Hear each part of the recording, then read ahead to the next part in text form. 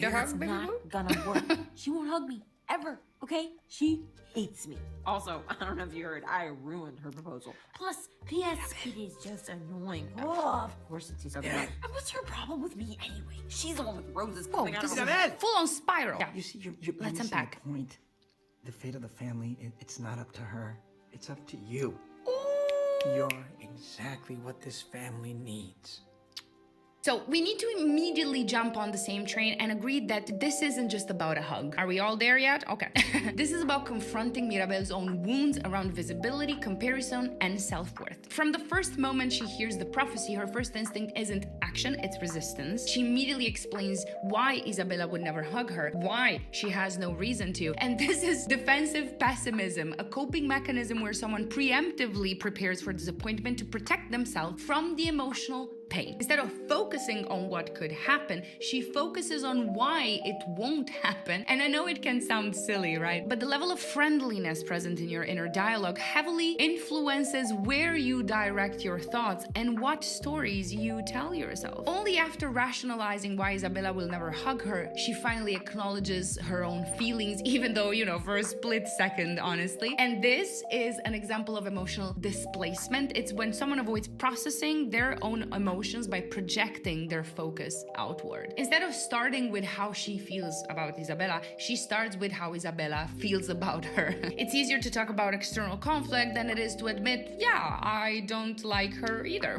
But what really makes this moment powerful is how reluctant Mirabel is to take center stage. Have you noticed that? Because remember, she was raised in a system where she was never the main character, never the one with power or purpose. Yet now, suddenly, the fate of the entire Encanto is resting on her shoulders. That's a huge psychological shift, yo. Bruno's interruption is essential here because it snaps her out of externalizing the problem. It's about Isabela, it's about the golden child, it's about what she decides to do, blah, blah, blah, blah. All of the stories that she tells herself. And he reminds her that this is about her, actually. And of course, being seen when you've spent a lifetime being overlooked is its own kind of wound. Because it's not just about stepping into the spotlight after all, it's about believing you deserve to be there to begin with. Wow, that type of hatred only siblings can have towards each other. I am sorry that your life is so great. Yeah, there it is. Selfish, entitled princess. Selfish? You can still marry that big dumb hunk. Ladies. I never wanted to marry him. I was doing it for the family. Isabela? Oh my gosh. Mirabel, please. Read the room. I just made something unexpected. Something sharp. Something new. I'm so sick of pretty. I want something true. Don't you just seem like you're been a dream since the moment you open your Wow, Isabella is going back to an old tune, literally. blossoms, you grow, but it's awesome to see how you And changes it. rise through the roof to the skies. Let's go. Yay! Wow, this scene is the definition of two people talking past each other, which reminds me of the interactions between Fiona and Shrek in the second movie. You can also check out the deep dive I have on them. It's in a collection that is called Deep Dives here on Patreon. But anyway, both Mirabel and Isabela are so stuck in their own narratives that they can't hear what the other is actually saying. Isabela is still pissed about the ruined proposal, immediately seizes the power dynamic when Mirabel arrives. And I mean, she's been playing the perfect daughter for so long that the moment she has leverage, she uses it, which is part of the shadow of the golden child archetype. When the perfect status of the golden child is threatened, they may unconsciously resort to control, dominance, or manipulation to preserve their position, which can be seen very often between children of the same family because very often they are competing with each other on a subconscious level for privileges as the preferred. That happens, of course, because of the parenting style, but I won't get into it because otherwise this deep dive will never end. So, in this case, Isabela is displaying some authoritarian tendencies, part of her survival mechanism when she feels she's failing to provide happiness to the family, and also part of mirroring Alma's attitude as well. She's being rigid, punitive, but that's because she has seen that's acceptable in her family when someone makes a mistake. Plus, they are siblings, okay? So we need to consider also that dynamic at play. In true dramatic fashion, she demands an apology from Mirabel for ruining her life.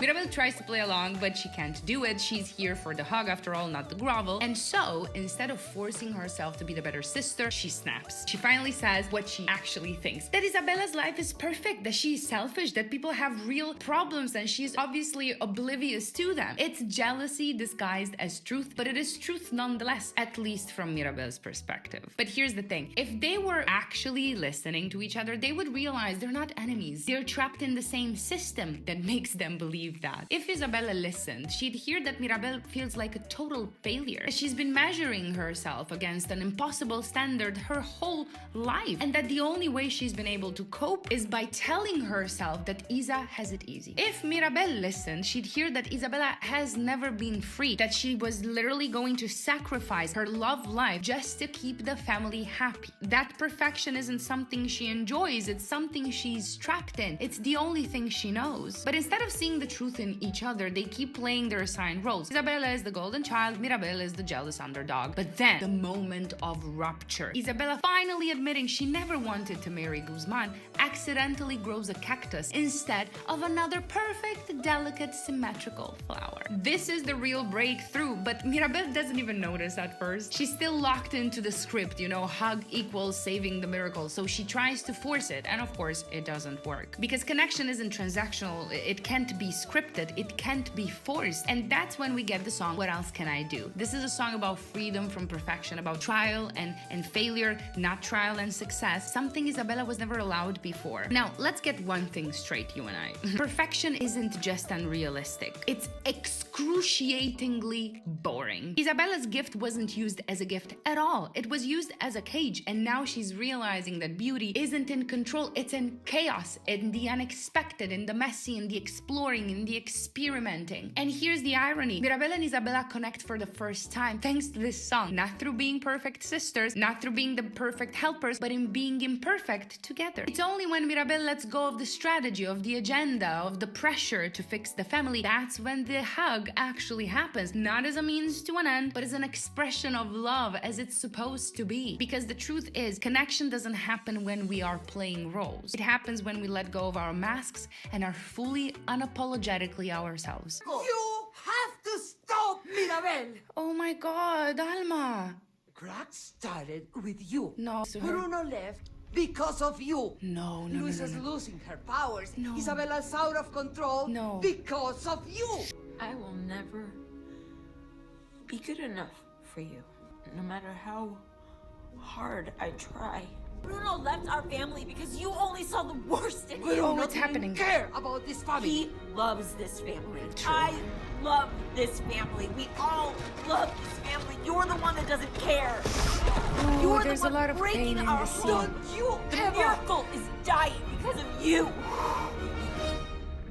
Guys, there's a lot of confrontation. That happiness and closeness doesn't last long because Abuela can only see the cracks of Casita and the messiness on Isabela. I mean, this is the devouring mother at her peak. Abuela doesn't just refuse to listen. She weaponizes blame to maintain control. She can't see happiness or freedom, only chaos and destruction, because to her, anything outside of her rigid definition of order is a threat. And she doesn't just blame Mirabel for the cracks in Casita. She goes for the cruelest, most personal attacks possible. She blames her for Bruno leaving, fully knowing how devastating that would be to hear. And the real kicker is that she doesn't even know that Mirabel has spoken to Bruno already. She just throws it in the pile to hurt her because it's not about logic, it's about control right now. And you know, if Mirabel wouldn't have already spoken with Bruno, she might have actually believed Alma. That's what's truly tragic. But anyway, we then move to the final blow. I don't know why you weren't given a gift, but that's no excuse to hurt this family, which, if we translate from devouring mother rhetoric, it means you're ruining this family by not conforming to my definition of what's necessary. Your mere existence, your difference is destructive. And for Mirabel, this is the moment of full realization. No matter how much she tries, she'll never be enough for her. And now Mirabel, armed with the actual truth, pushes back, continues the work her parents started before. She knows Bruno didn't leave because he didn't care. He left because he loved them too much. And in that moment, for the first time, someone tells Abuela she is wrong and pushes that blame back onto her. Now, is this healthy?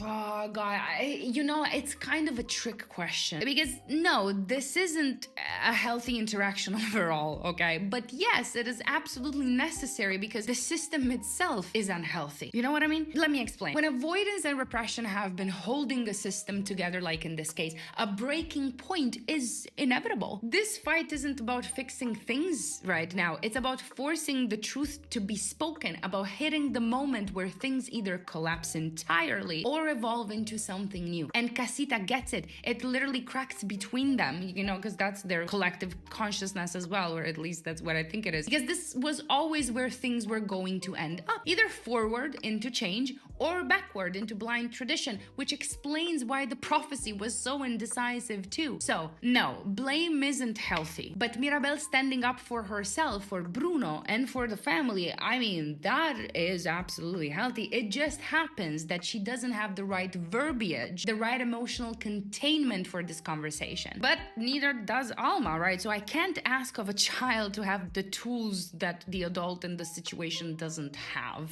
to begin with.